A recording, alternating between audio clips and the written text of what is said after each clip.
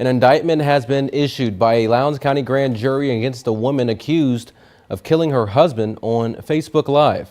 What's the conversation? Move, bro. I'm trying to get ready for work, man. Go on. How you getting ready for work? What is going on? That's all I'm here. I'm over here doing. Talking about I don't do nothing for the kids. I don't do nothing. I do what I can when I can. understand. But like I said, don't keep putting me in situations that's not my problem. And then, like I said, this is your family. You supposed to be here, helping, taking care of these kids.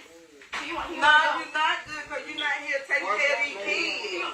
He wanna go call everybody. Keep your hands on me, bro. Don't touch me again. Touch you. Jason, send that over here. We'll make it easy. Send that over here. I'm gonna do it just like that. Send that over here. Ain't nobody finna come over here and do nothing. Get your hands on me, bro. Stop touching me. Move. Need to stop. Send that over here, Jason. Ain't nobody coming over here. On me, bro. Sit down. Get your motherfucking hands on me, bro. Stop touching me, bro. Stop. Stop touching me. I'm gonna kill you. Murder scene, bro. Touch me again. Stop. Let go. Touch me. Touch me again. Ain't Touch me a motherfucking again. Stop Touch pushing me me. again. Ain't nobody finna do Don't go to that. putting a gun on Ain't me. nobody finna do nothing. Open this car. Stop. You got guns. Ain't Don't nobody. worry. Stop. Don't worry about it. Touch me Stop. again. Touch me again. Stop. Yeah. Touch me again. Yeah. Stop. Yeah, bitch. Stop. Stop. I'm not open here for this. Motherfucker gonna keep her I hands kill on me, your bro. ass nice, bitch. Stop. Nobody, I can get out my bed for this. Man, people so Stop. Oh, you ain't getting nothing. Everything in the top belong to me. Stop. Get somewhere and sit down. Y'all gonna have to stop all this. Cause then y'all wonder why the kids.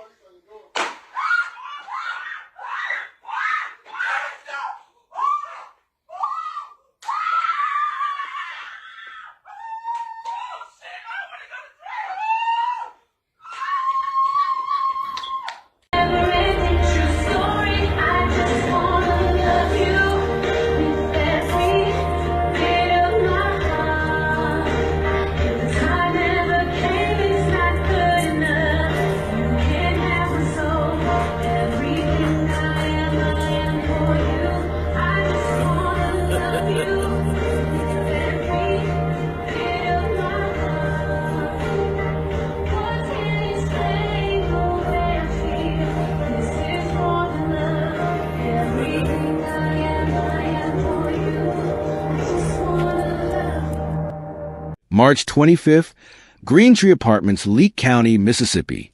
A woman picks up her phone and goes live on Facebook. Her husband just wants to leave for work. Within minutes, thousands of people will witness a murder in real time.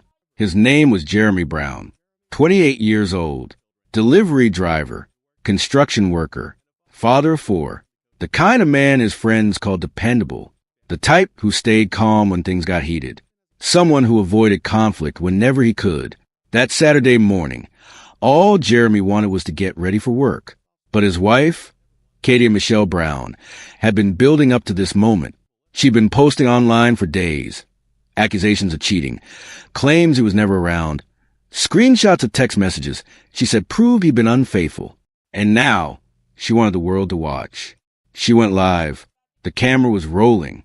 Her voice filled the room with accusations. Infidelity, neglect, abandonment. In the background, her mother's voice added fuel to every claim. And Jeremy, he kept trying to de-escalate. Over and over, he said the same thing. I'm not arguing with you. I just need to get ready for work. Oh, man, that's what I'm finna do. I'm finna get up. I ain't really trying to argue anyway. I'm just trying to get my... No, you want to go tell your family about this and about that. You want to do this. I'm trying to leave from over here in peace, man. I ain't trying to argue at all. Ain't nobody. Let me take my car key off. Got my key. Stop. What is the conversation? No, what's the conversation? What's the conversation? Keep your hands on. What's the conversation? Keep your hands on. Don't touch me, bro. What's the conversation? Move, bro. I'm trying to get ready for work, man. Go. How you getting ready for work? He wasn't yelling, wasn't threatening, wasn't even engaging with the accusations being thrown at him. He was trying to do what he'd always done. keep the peace and walk away. But Kadia wouldn't let him leave. There was no physical fight. Jeremy never touched her, never raised a hand. He was unarmed. All he did was turn his back and try to walk away from the argument. Then, off camera, a single gunshot. The sound cuts through everything. Kadia's voice immediately follows. I don't want to go to jail. I don't want to go to jail. Moments later, she tells one of their children, one of the 4 kids who were in that home, your father is dead. The live stream ends. Don't touch me. I'm gonna kill you. Murder scene, Don't bro. touch me again. Stop. Let go. Touch me. Touch me again. Ain't no Touch time me. to get some win. Sit down. Y'all gonna have to stop all this. Then y'all wonder why the kids.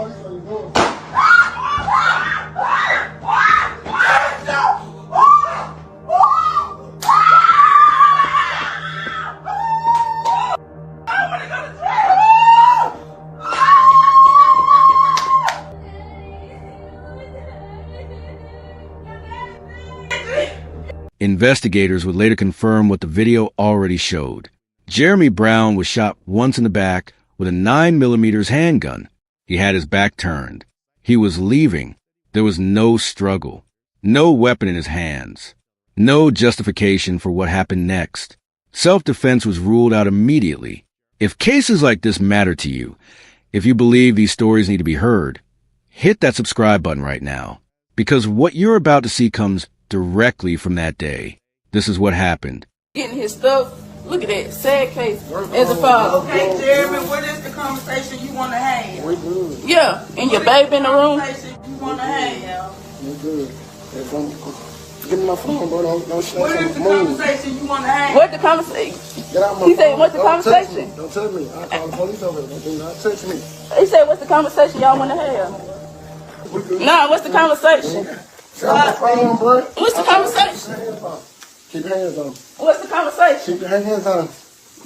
Don't touch me, bro. What's the conversation? Move, bro. I'm trying to get ready for work, man. Go on. How you getting ready for work? What is going on? That's all Yeah. I'm here. I'm over here doing. Talking about I don't do nothing for the kids. I don't do nothing. I do what I can when I can. understand. But like I said, don't keep putting me in situations that's not my problem. And then, like I said, this is your family. You supposed to be here helping take care of he ain't these straight. kids. He want No, you're not good because you're not here taking care of these kids. he wanna go call everybody. Keep your hands on me, bro. Don't touch me again. Touch you.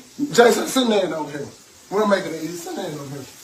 I'm gonna do it just like that. Sit there over here. Ain't nobody finna come over here and do nothing. Get your hands on me, bro. Stop touching me. Need Move. to stop. Sit there over here, Jason. Ain't nobody coming over here. On me, bro. Sit down. Get your hands on me, bro. Stop touching me, bro. Stop. Don't touch me. I'm gonna kill you. Murder scene, bro. Don't touch me again. Stop. Let go. Touch me. Touch me again. Ain't no time to get some win. Sit down. Y'all gonna have to stop all this. Then y'all wonder why the kids.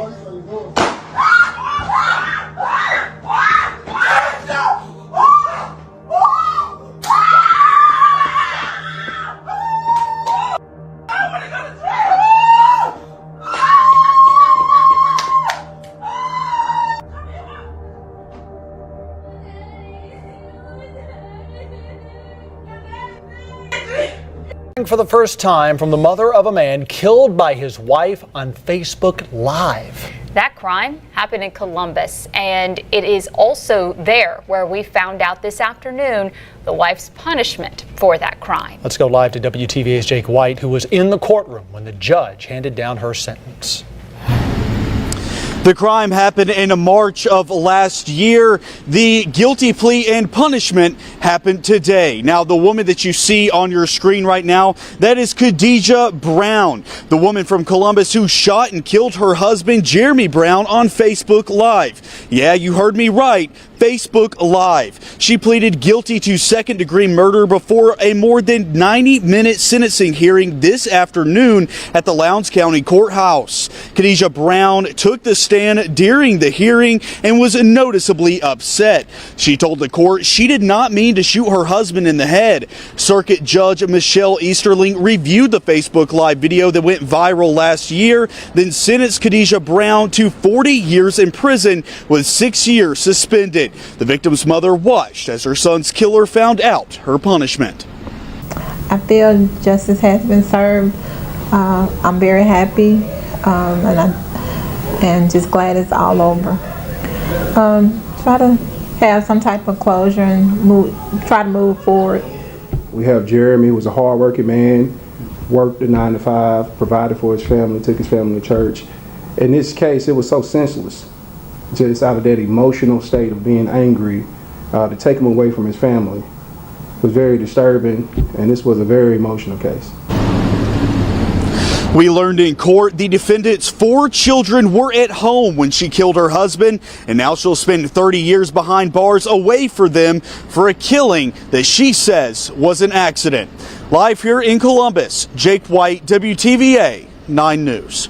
Katie Michelle Brown was arrested at the scene. There was no chase, no mystery about what happened. The evidence was streaming live while it occurred. Thousands of people had just watched it unfold in real time. She was charged with first-degree murder. When investigators questioned her, she admitted to grabbing the gun, but the story she told didn't line up with what the evidence showed. The video left no room for interpretation. Jeremy had his back turned. He was walking away. There was no threat, no justification. Katie eventually pled guilty to second-degree murder. On sentencing day, the courtroom was filled with Jeremy's family, friends, and community members who'd known him his entire life. The judge handed down 40 years in prison. She has to serve at least 25 before she's even eligible for parole. There wasn't much sympathy in that room. How could there be? For children had lost their father. The whole thing had been broadcast to the world. And those kids, they were in the home when it happened. They heard the gunshot. They heard their mother say their father was dead. Jeremy's funeral was held at a local church. The building was packed. Standing room only. People came from all over Mississippi to pay their respects. Friends spoke about a man who would give you the shirt off his back. Family members talk about someone who worked himself to exhaustion just to make sure his kids had what they needed. Co-workers remembered a guy who showed up on time, did the work, and never complained. His family told reporters they were relieved by the verdict. Justice had been served. But relief doesn't bring Jeremy back. It doesn't undo what those children witnessed. It doesn't give them their father back for birthdays, for graduations, for all the moments he'll never get to see. This case forces us to ask hard questions. Jeremy did everything right that morning. He stayed calm. He didn't engage. He tried to leave.